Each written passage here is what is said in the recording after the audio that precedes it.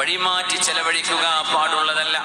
ഒരു ദീനീ സ്ഥാപനത്തിനോ പള്ളിക്കോ വരുന്ന ഫണ്ട് അതിന്റെ കമ്മിറ്റിക്കാർക്ക് റോൾ ചെയ്യാനുള്ളതല്ല, തൊടാൻ പാടില്ല. ലക്ഷങ്ങളോ കോടികളോ പള്ളിക്ക് വരുമാനമുണ്ടാകാം. ആ അക്കൗണ്ടിൽ നിന്ന് ഒരു വ്യക്തിപരമായ ആവശ്യത്തിന് എത്ര കമ്മിറ്റിക്കാർ കൂടി സമ്മതം കൊടുത്താൽ പോലും ആ സമ്മതം അല്ലാഹു സ്വീകരിക്കുകയില്ല. എന്തുകൊണ്ട്? അത് അമാനത്താണ്, പള്ളിയുടെ ഹുർമത്തുള്ള സ്വത്താണത്.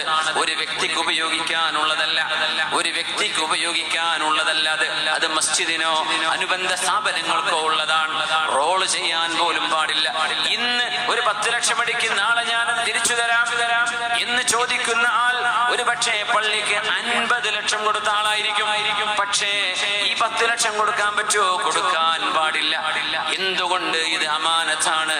യതീമുകളുടെ സ്വത്ത്, മുതഅല്ലിമീങ്ങൾക്ക് വഖഫ് ചെയ്തത്, പള്ളിക്കും മദ്രസക്കും വഖഫ് ചെയ്തത് എത്രയോ സൂക്ഷ്മതയോടുകൂടെ കൈകാര്യം ചെയ്യേണ്ടതാണ്.